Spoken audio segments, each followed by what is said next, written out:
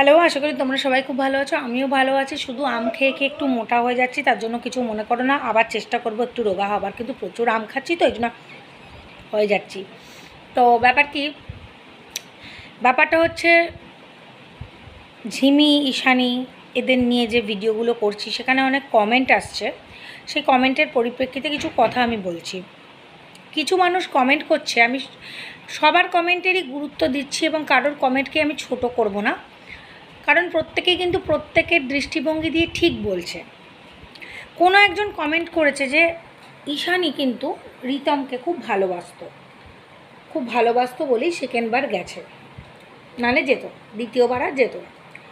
আর ঝিমি, ও কোনো ম্যারেজ মেটেরিয়ালই নয়, এটা আর একজন কমেন্ট করেছে। ও শুধু রিলস ম্যাটেরিয়াল। কথাটা ঠিকই বলেছে, দুজনেই ঠিক বলেছে। ঝিমি হচ্ছে আমাদের পালবাড়ির যে ঝিমি, সে প্রচুর ভালোবাসে, কিন্তু তার ভালোবাসাটা নিজের মতো করে, মানে আমি রিল জীবনে বন্দি, ওই রিল জীবনের ভালোবাসাটাই আমার কাছে ভালোবাসা।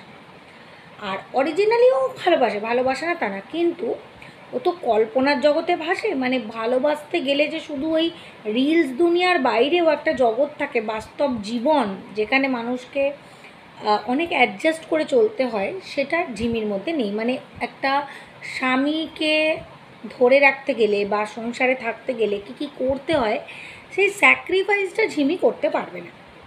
এবং রিতমকে নিয়ে কেউ কমেন্ট করেছে যে ও তো একটা নচ্ছা, ও 10টা মেয়ে ছাড়া চলতে পারে না, ওর চরিত্র খারাপ। কথাটা যে খুব মিথ্যে তা নয়, কিন্তু চরিত্র খারাপ যদি আমরা বলতে চাই তাহলে 3জনেরই খারাপ। কেউ এখানে ভাই সাধু পুরুষ নয়, 3জন এক বলেই 3জনকে বেছে নিয়েছে। ক্লিয়ার? কারণ রিতম এখন ছেলে বলে তার উপরে একটু দাগটা বেশি দেওয়া যায়, আমরাও দিয়েছি, অনেক কিছু বলেছি, দোষ তো দেবই। আর ঝিমি হচ্ছে যা করে সোজা সাপটা বলে দেয়, গালাগালি খিস্তি দিয়ে দিয়েছে, রিতমের নামে রিতমও দিয়েছে। এই দিক থেকে আমি বলবো ঈশানী এই দুজনের থেকে কিন্তু ভদ্রতা মেনটেন করেছে সোশ্যাল মিডিয়ায়। একজন লিখেছেন যে ঈশানী কিন্তু কোনোদিনও নোংরা ড্রেস পরে রিলস বানায়নি, কিছু করেনি। একদম সত্যি কথা। এবং ম্যারেজ মেটেরিয়াল হিসেবে কিন্তু ঝিমির থেকে ঈশানী অনেক বেটার, এটা ঠিক। প্রত্যেকেরই কিছু গুণ থাকে, কিছু দোষ থাকে। তেমন রিতমের কী গুণ আমি জানি না, তবে ঈশানীর কিছু গুণ আছে, সেটা হচ্ছে ও একটু ঘরোয়া, পুজো আর্চা করে, একটা বাড়ির বউ হিসেবে ঠিক আছে। কিন্তু যদি সেটাই হয় তাহলে ও চলে এলো কেন? তখন ওর বয়সটা অনেক কম ছিল। আর ঝিমি কিন্তু ম্যারেজ মেটেরিয়াল নয়, এবং ও সংসারে থাকতে গেলে কীভাবে লাইফ মেনটেন করতে হয় কিচ্ছু জানে না। বেলা 10টা-11টায় যে মেয়ে ঘুম থেকে ওঠে, খায় দায়, বেড়াতে যায়, সাজে গোজে রিলস বানায়, তার দ্বারা ভালোবাসা হয়, তার দ্বারা বাবা মার কাছে থেকে শান্তিতে থাকা হয়, কিন্তু তার দ্বারা সংসার হয় না। একটা প্রফেসর, টিচার, ডাক্তার, ইঞ্জিনিয়ারও সকালবেলা উঠে তার দায়িত্ব পালন করে আফটার ম্যারেজ, কারণ তার ছেলে মেয়েও যখন হয় তাকেও সেটা শিক্ষা দিতে হয়। আজকে জিমির যা লাইফস্টাইল, ও ইন ফিউচার ওর বিয়ে হলেও ওকে এই লাইফস্টাইলটা বদলাতে হবে, না হলে ও কোথাওই কারোর বউ হয়ে টিকতে পারবে না। একদম সত্যি কথা, এটা আমরা বারবার বলেছি, এখনও বলছি। কিন্তু এটাও সত্যি, ভালোবাসার দিক থেকে জিমি কিন্তু রিতমকে খুব ভালোবেসেছিল। রিতম কিন্তু একটা রিভেঞ্জ নেওয়ার জন্য হয়তো ঝিমিকে বিয়ে করেছিল, তাই ঝিমি চলে যাওয়ার পরেও অনেকবার ওকে আনার চেষ্টা করেছিল। ঝিমির মা তো ওর মাথাটা খেয়ে রেখে দিয়েছে।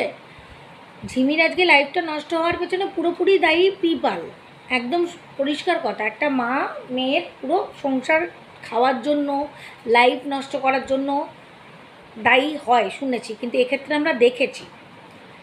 সেক্ষেত্রে বলবো ঈশানীর মা যখন ভিডিও করতে দেখে মনে হতো ওর মায়ের খানিকটা দোষ আছে, তবে বাবাকে দেখিনি, বলতে পারবো না। ঈশানীর মায়ের কিন্তু অনেক দোষ ছিল, কারণ সব সময় মেয়েকে রিলস দুনিয়ায় নিয়ে আসা, যখন দেখছে মেয়েটার এরকম অবস্থা, কে কী ভিডিও করছে মেয়ের কানে তোলা, এগুলো উচিত নয়। এবং আরও দোষ ঈশানীর বাবা মা, সেটা হচ্ছে একটা যখন ছেলে সংক্রান্ত ব্যাপারে মেয়েটা এত খারাপ একটা সিচুয়েশান কভার করেছে, তারপর তার ওই গৌরব না চৌরব, তার আমি নামটা বলছি না, সেই উকিল নামক ছেলেটি, উকিল বিশেষণে ভূষিত ছেলেটির ঘাড়ে চাপিয়ে না দিয়ে মেয়েটাকে অন্য পথে চালিত করতে পারতো। বাবা মায়েরা কী করে, না মানা, ওই দিকে যেও না শোনা, তুমি এবার ভালো পড়াশোনা করো, কিছু করো, রিলস করো, ভিডিও করো, অনেক উন্নত মানের কিছু চেষ্টা করো। এদের সব নেই, এদের নয় ছেলে দিতে হবে মেয়েকে, আর ছেলেকে মেয়ে দিতে হবে। এটা হচ্ছে বাবা মায়েদের একটা বিরাট এদের ক্রেডিট, বুঝেছেন? আমাদের বাবা মায়েরা কি, ছেলেমেয়েরা দাঁড়াবে, কোথায় চাকরি করবে, এইসব চিন্তা। এদের হচ্ছে রিলস দুনিয়ায় কাকে নিয়ে রিলসটা করবে, ছেলের মা মানে রিতমের মা চিন্তা করে মেয়ে কোথায় পাবো, ঈশানী রিমির মা চিন্তা করে যে আমরা ছেলে কোথায় পাবো। এই জন্য ঝিমির মা যখনই পারে তখনই কাউকে না কাউকে ঢুকিয়ে দেয়, এই বিট্টুকে নিয়ে হ্যাঁ না ত্যানা প্যাজরা পোজরা আজে বাজে করলো, আবার দেখি বিট্টু ওর বন্ধু হয়ে গেছে। একদিকে ভালো, ঠিক আছে, মানুষের বন্ধু থাকা ভালো, কিন্তু যে বাড়িতে একবার অপমানিত মানুষ হয়, যাকে নিয়ে কন্টেন্ট বানিয়ে দেওয়া হয়, তার কিন্তু সেই বাড়িতে কি আর যাওয়া উচিত? আমি জানি না বিট্টু কেন গেছে, কিন্তু বিট্টু খুব ভদ্র ছেলে, এটুকু আমি বলতে পারি। পার্সোনালিও কখনো না কখনো ওর সঙ্গে আমার কথা হয়েছে, খুব ভদ্র ছেলে, আমার সঙ্গে অ্যাটলিস্ট কোনোদিনও অভদ্রতা করেনি। ঝিমিদের বাড়ির তুলনায় ওর হাজার গুণে ভদ্র, এটুকু আমি বলতে পারি। অনেকে বলে ও ধান্দাবাজেই, আমি তো ওসব জানি না, আমি খবর নিতেও যাই না, তারা হয়তো নিয়েছিল জানে। আমার সঙ্গে কথা বলে যতটুকু মনে হচ্ছে যথেষ্ট ভদ্র, ঝিমির বাড়ির তুলনায় ভদ্র। ও আমার মনে হয় বেশি গলাগলি করাটা ওর নাই উচিত, কারণ ঝিমি কিন্তু মেয়েটা খুব সরল সাদাসিধা, ওকে যেমন তৈরি করেছে ও তেমন হয়েছে। একটা বাচ্চা জন্মের থেকেই তো খারাপ হয় না, তাকে তৈরি করতে হয়। সেক্ষেত্রে ঝিমির মতো মেয়ে কিন্তু খুব ভালোভাবে পরিচালনা করলে ভালো তৈরি হতো। ঝিমিকে পুরো শেষ করে দিয়েছে ওর মা। আর ঈশানী কিন্তু খুব চতুর, খুব বুদ্ধিমতী, বুদ্ধিটাকে ভালো কাজে লাগাতে পারিনি, খারাপ কাজে লাগিয়ে দিয়েছে। আজকে যদি ঈশানী একটা খুব ভালো ছেলে পেত, মানে ওর থেকে একটু বড় ম্যাচিওর ছেলে দেখে ওর মা বাবা বিয়ে দিত, কিন্তু ভালো সংসার করতে পারতো, কারণ ওর মধ্যে কিন্তু ম্যারেজ মেটেরিয়াল ব্যাপারটা আছে, সংসার করা, পুজো করা। কিন্তু আজকে রিতমের বউ থাকাকালীন ঈশানী যে ভুলটা করেছে, ওর সঙ্গে যুক্ত হয়ে রিলস করা, গ্যাংটকে যাওয়া, ঘোরা, এগুলো ঈশানীর উচিত হয়নি। একটা শিক্ষিত মেয়ে হিসেবে এগুলো আমরা ওর থেকে, মানে মিনিমাম এদের থেকে তো পড়াশোনা বেশি করেছে, এটা আমরা আশা করি না। যদিও ওর পুঁথিগত ওই মুখস্থ বিদ্যে বইটা খোলে আর রেখে দেয়, জ্ঞানও তো কিছুই হয়নি, মানে মানসিকভাবে জ্ঞান অর্জন কিছুই করতে পারেনি, মননে কিছুই নেই। তো তবুও আশা করি না এটা, কিন্তু ও এটা করেছে, কারণ ওর ভাবা উচিত ছিল আইনত কিন্তু এগুলো ঠিক নয়, এটা নিয়ে অনেক বড় ইস্যু হতে পারে। ওই যে কিমা দিদি শিখিয়ে দিয়েছিল, তো কিমা দিদিকে আজকে কাঁদতে দেখে বেশ খারাপই লাগছিল মানুষটা। আমি তো খুব ইমোশনাল, সেই নিয়ে আমি পরের ভিডিওটা করবো, যে মানুষকে না খারাপ এতটা বলতে নেই, করতে নেই, জিনিসগুলো কর্মা তো রিটার্ন দেয়, ওই জন্য কারোর চোখে জল ফেলাতে নেই। একদিন এই মানুষটা এত মেয়েদেরকে বাজে কথা বলেছে, তারা কী কান্না কেঁদেছে। আজকে এর কর্মের জন্য হয়তো বলা উচিত না, ওনার বাড়ির যিনি গার্জেন, ওনার হাজব্যান্ড কষ্ট পাচ্ছে, তার জন্য উনিও কাঁদছেন, কিমা দিদি, দেখে আমার ভালো লাগলো না। দেখো আমরা তো মানুষ, সবশেষে সবাই সবাইকে নিয়ে বলি, কন্টেন্ট করি, খারাপ কাজ করেছে, বাট কারোর চোখে জল আসুক এটা চাই না। তবে জানি না যে বাড়িতে কেউ অসুস্থ থাকলে সেটা লাইভ করে কেঁদে বলা যায় কি না, অ্যাটলিস্ট আমরা তো পারবো না, কোনো দিনও পারিনি। এরা এগুলো করে, সত্যি কি মিথ্যে জানি না, তবে এটুকুই বলবো যে ওনার হাজব্যান্ডের আরোগ্য কামনা করি, তাড়াতাড়ি সুস্থ হয়ে যাক।